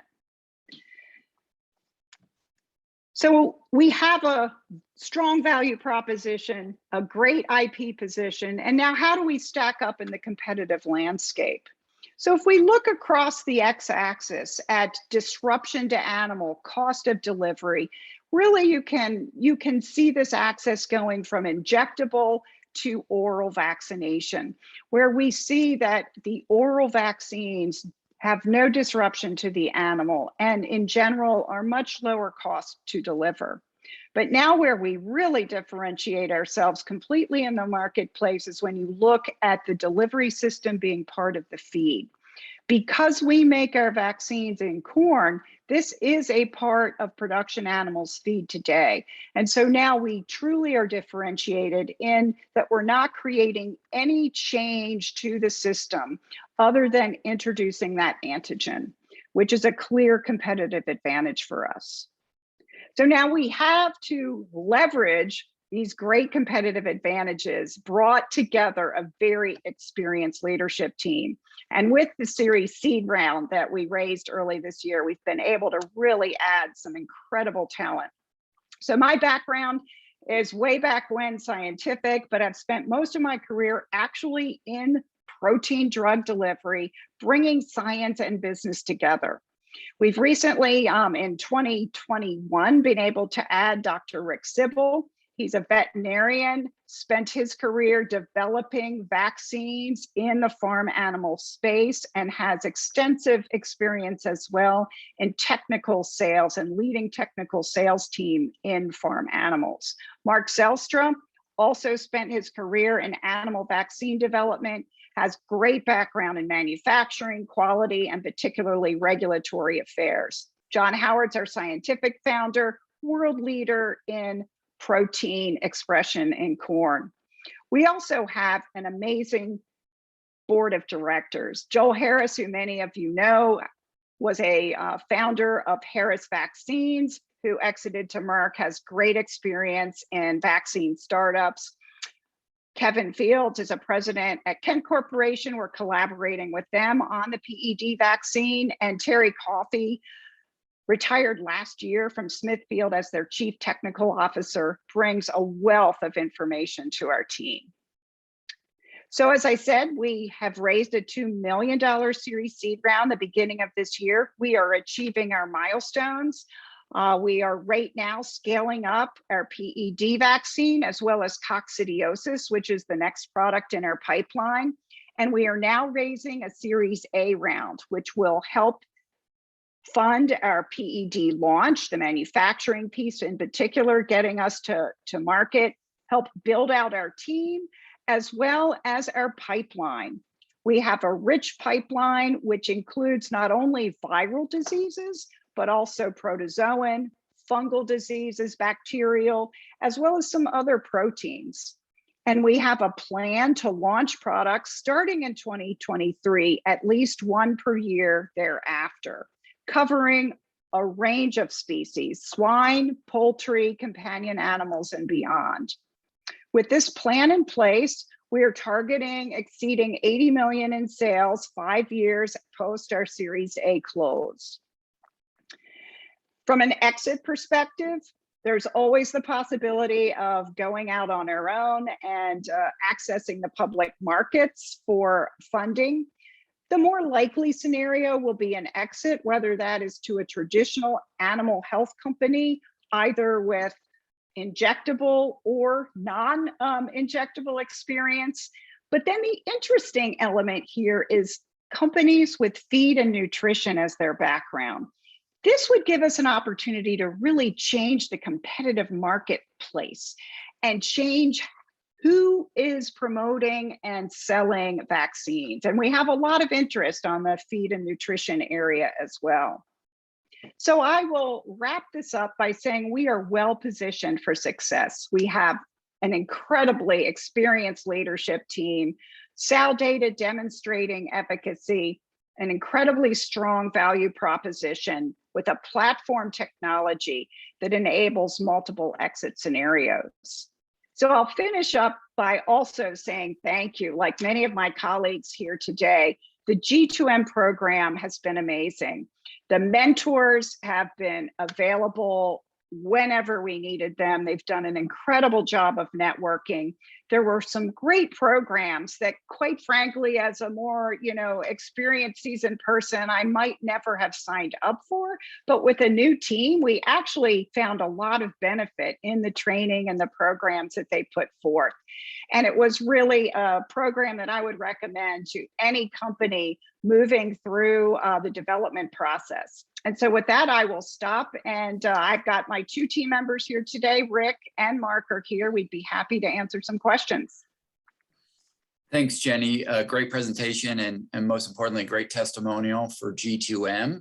And happy to have you in Iowa since you moved your business from Missouri. We're happy to have you in the great state of Iowa. A couple questions that have came in related to, can you talk about the shelf life of the vaccine? You had mentioned in one of your slides that it has pretty long shelf life, and address any biosecurity concerns.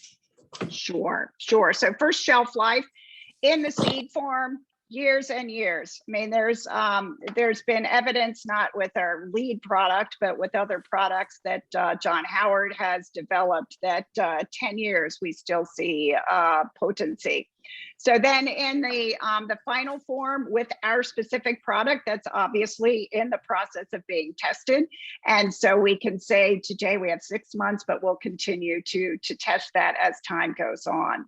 From a biosecurity perspective, I'm assuming you're talking about our growing the product. And so from a biosecurity, in terms of what we are doing, no vital seed leaves our facilities. So we grow the product. We've got 160 acres.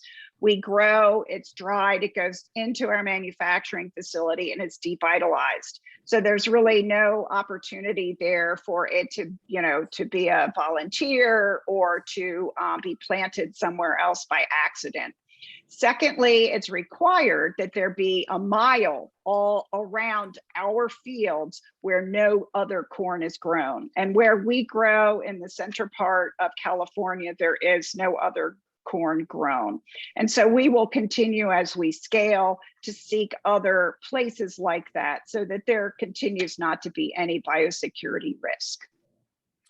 So as a follow-up to that, so the vital seed is dried and devitalized in California. Will it be packaged in California for distribution? I guess, how does it get into the channels of commerce? Yes. So there's 2 options there, both of which we will be following. So the first option is we will package it in its final packaging to be sent directly to the customer in that facility. So it comes out of the field, it goes from dirty to clean, basically all the way through the building. Comes through, is ground, is sieved, is obviously there's testing along the way, and then ultimately into its final packaging. As we grow, we will also be using third parties and partnering with third parties to do that final use product. In that case, we'll be packaging the ground sieved cornmeal in larger packages that will then go to our partner for final packaging. But in all cases, it's always devitalized. Great. Let's talk about some of your capitalization efforts. I know you had closed on a $2 million Series C round. Can you talk about what use of proceeds for that round? And I know it's contemplated that you'll do a Series A. Yes. And what do you think use of proceeds for the Series A round? Great. So for our Series Seed, we've been able to scale up product for both our lead porcine epidemic diarrhea virus and coccidiosis for poultry. We have made significant progress on the regulatory front. Mark Zelstra has done a fantastic job in getting us in good position to move forward on regulatory. And we've also been running a second sow study. Those results will be reading out in October, and Rick Sybil's been leading that effort. We also have a partnership with a top 5 animal health company, and we've produced product for that, and that testing is ongoing as we speak as well. And so we've been able to grow the team and really make significant progress with our first 2 products in the pipeline.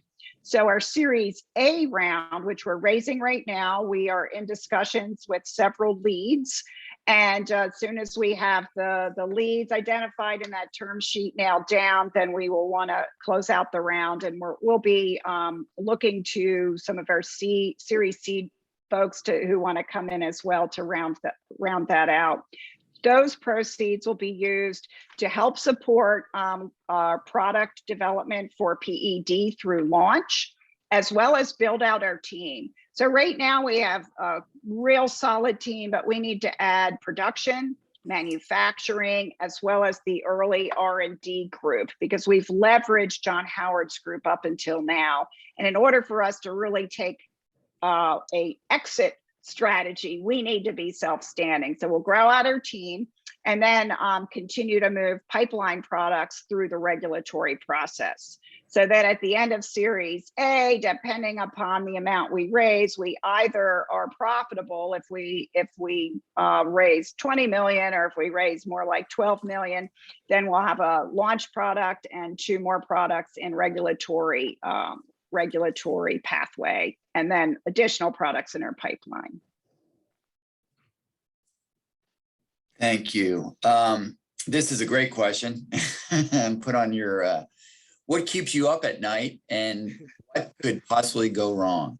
So, yeah, that's it. It's always a good question. And, I think what has kept me up at night, I've been doing this for a while. We incorporated in 2016. It's always capital, having capital to move as quickly as we can. And that's really getting a little better, but people always want more data. And so it's really making sure that we can properly capitalize the company to move it forward. It's really, how can we fully leverage this technology? What aren't we doing that's keeping us from, blowing it out even further? And then, of course, are we thinking of all the things that could go wrong, and risk sharing and taking steps appropriately?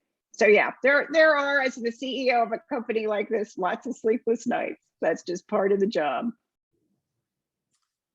Well, thank you, Jenny. No further questions, but obviously we'll share your contact information with the participants on this line, but thank you.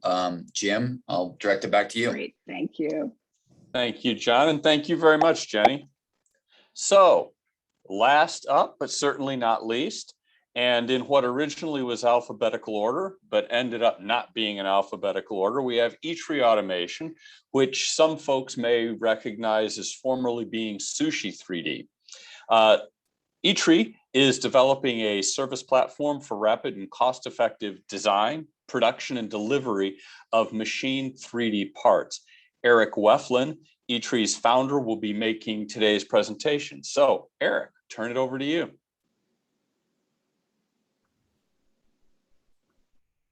Thanks, Jim. Let me get this pulled up here. All right, so I'm Eric Weflin with eTree Automation, and like Jim said, we are helping local machine shops in Iowa overcome a skilled labor shortage that is causing them a bottleneck in their workflow. So jumping into that, currently there are roughly 350 machine shops in Iowa. Many of them are job shops that produce one-off or low-volume parts to keep the state's manufacturing and agricultural sectors moving. Now, these shops don't look like they did 50 years ago. They're now filled with computer-controlled equipment like we see here that allows them to automate part of their fabrication process. And that is fantastic. It's probably not quite what you picture when you think machine shop. However, each time a customer orders a new component, this equipment needs to be set up with new code. This setup can take a skilled programmer anywhere from 4 to 24 hours. But these aren't your typical computer programmers doing this setup work. They need to also have the skills of a machinist in order to understand how to produce that part. The problem is there aren't enough of these skilled programmers to go around. Every single machine shop owner or manager that we talked to during our customer discovery expressed concern about hiring people with this skill set. Now, one option is to train more people in this skill. And that is fantastic, and we support that. But part of the problem is that can take years. And this job is part of a broader trend of younger generations kind of moving away from manufacturing jobs. The Bureau of Labor Statistics estimates that there are currently over 800,000 job openings in manufacturing, and that's a number that they estimate will grow to over 2 million by 2030. Young people simply do not view manufacturing as a high-tech industry, and that makes a shortage of programmers in this industry even more severe. So in order to really understand this more, let's take a look at the flow of a part through a local machine shop. So that local shop is going to have a sales pipeline. Customers are going to be coming to them with parts that they want produced for them. From there, those parts are sent to the planning and programming step.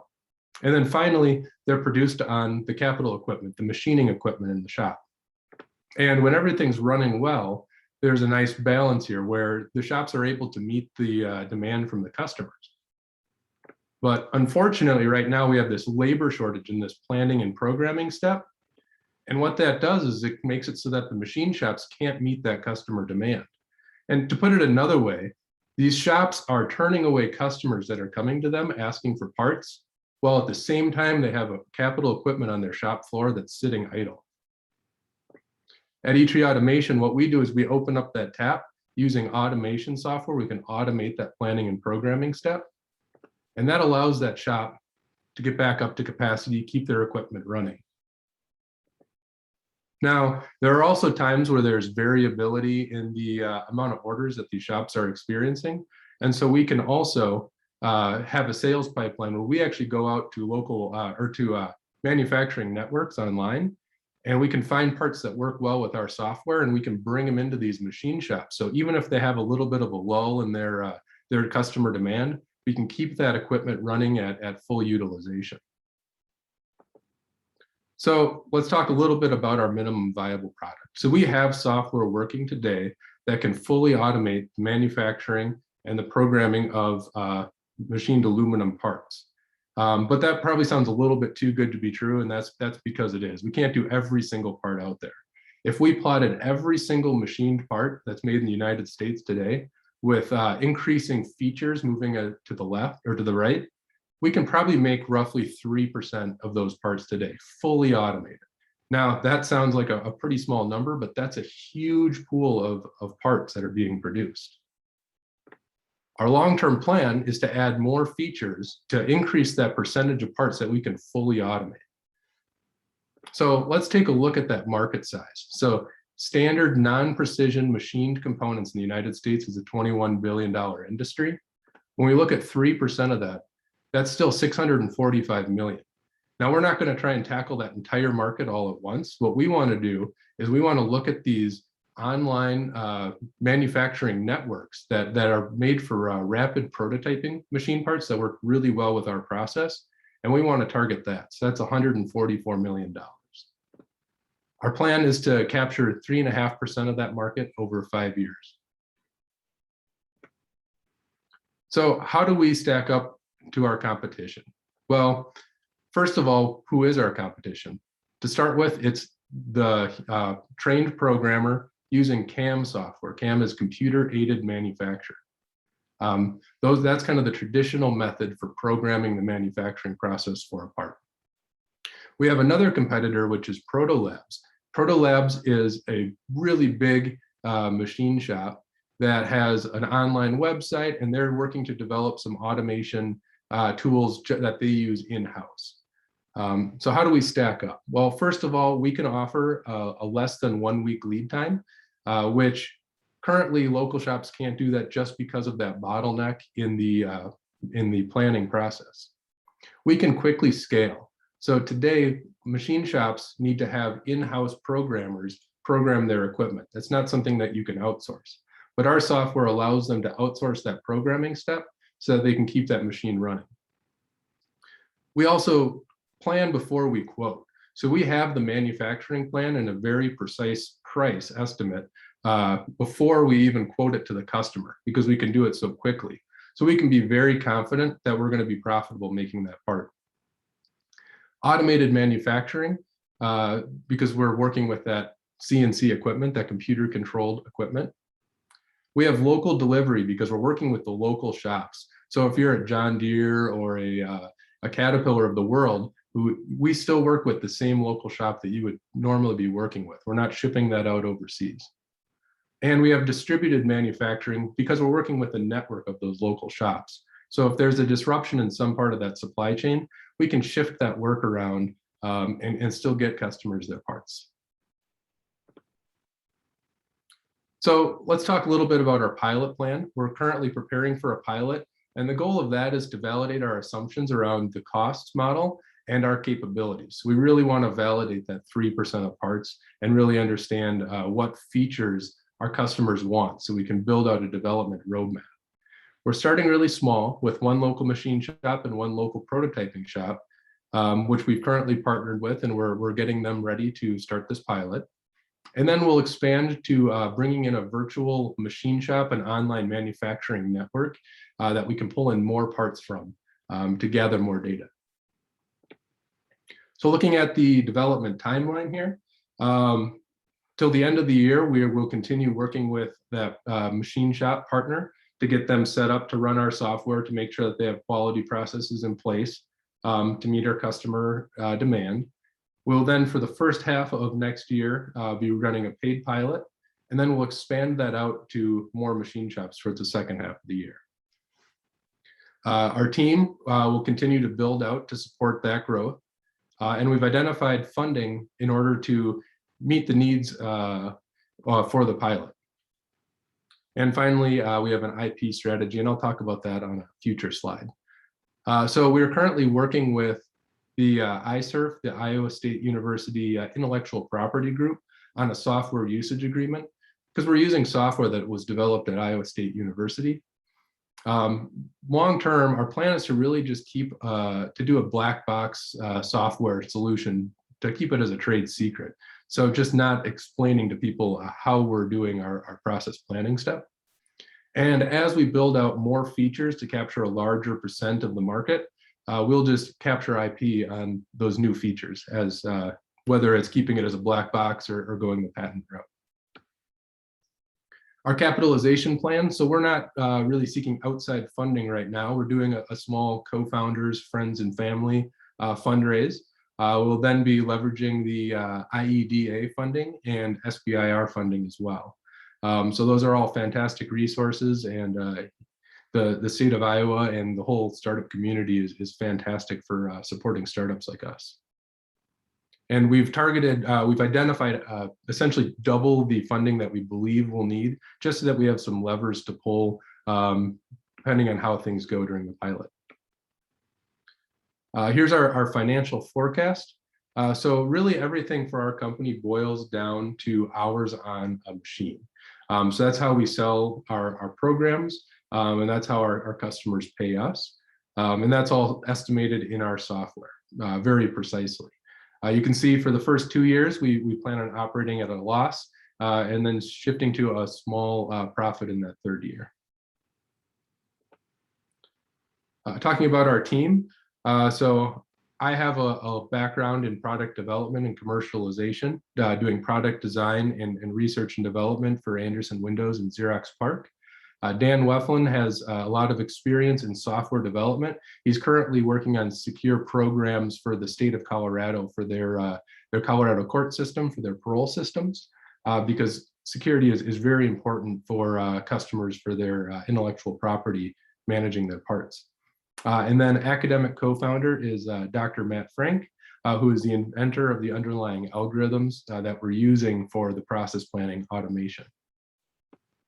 We have a small advisory board bringing in addition to Dr. Matt Frank, Dr. Dave Sly, who has a lot of experience developing manufacturing software, bringing it to market, and has a really deep understanding of what those customers want. So our next steps, like I mentioned, is really getting ready for that pilot and getting that launched. We haven't registered ourselves as a company yet, so we're going through that process. And then applying for the IDA proof of commercial relevance funding as well. So with that, I would like to just conclude by saying thank you to everybody in the whole Iowa startup community. Definitely wouldn't be here at this point in this process without everybody's support. If you have any, if you would like to discuss, what I'm working on, or if you know people that would be interested in the software, feel free to reach out to me. I've put my contact information on here, and I'm sure that'll be sent out as well. So with that, I'd like to open it up for questions. Thanks, Eric. Great job. Talk a little bit about your rollout and ramp up after you get through your initial piloting. Specifically, how you reach your network of shops and also customer capture. Yeah, so partially, once we get to the end of our pilot, we're going to make a decision about how quickly do we want to scale. And at that point, we'll be making a decision about do we bring in outside funding to try and accelerate that, or do we try and grow organically? Really what we'll be doing is working with machine shops kind of on a one-by-one basis to bring them on to use our software.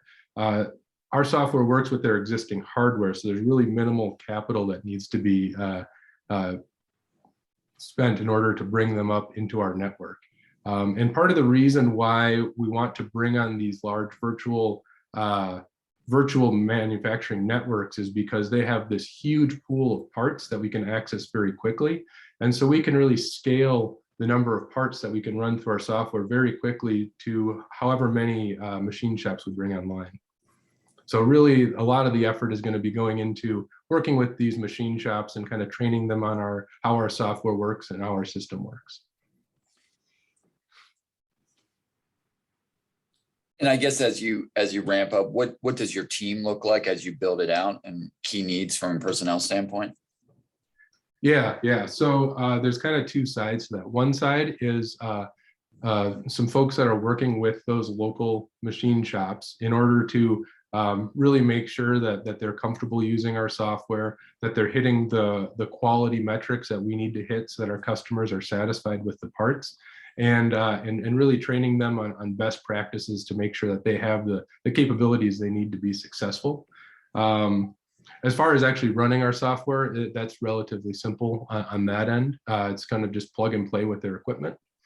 Then there's the other side, which is the folks that will be going out and really sourcing the components that work well with our software.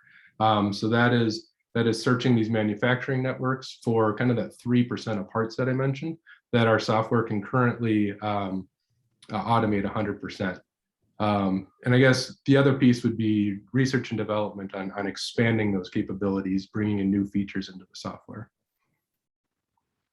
And you had mentioned potentially going after an SBIR. Have you sort of targeted when you would do that and through which agency? We're still really early in that process, but it would probably be starting that in the beginning of next year.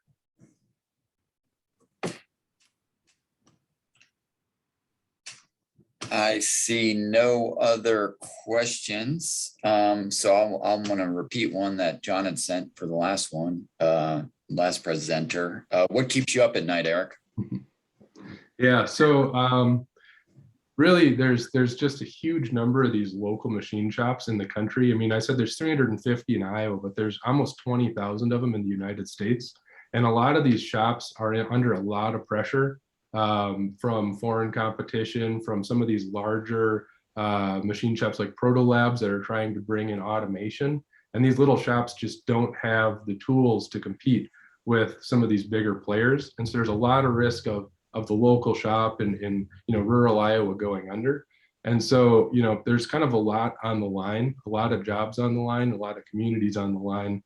So it's a little bit of pressure to make sure that we can be successful and help those guys out. How do we sort of centralize that automation software for all of these folks so that they can kind of keep their businesses going? Fantastic. And I would be remiss without giving a plug to, the work that Director Durham and her team are doing, through the manufacturing technology initiatives, really continuing to promote Iowa as a center of excellence in manufacturing. So you picked a good place to grow your business, Eric. So without further ado, I see no other questions, so I'll pass it back to Jim. All right. Thank you, John. Thank you, Eric. So in closing, I just would like to thank everyone that attended today's event.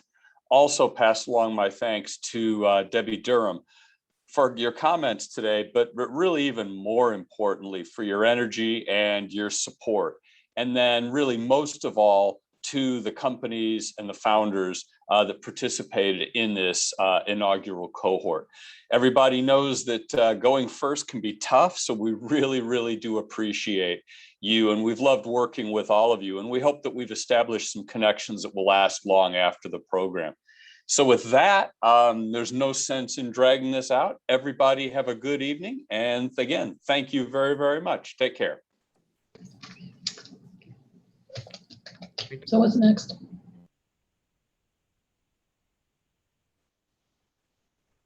Thanks, Hannah. You're very welcome.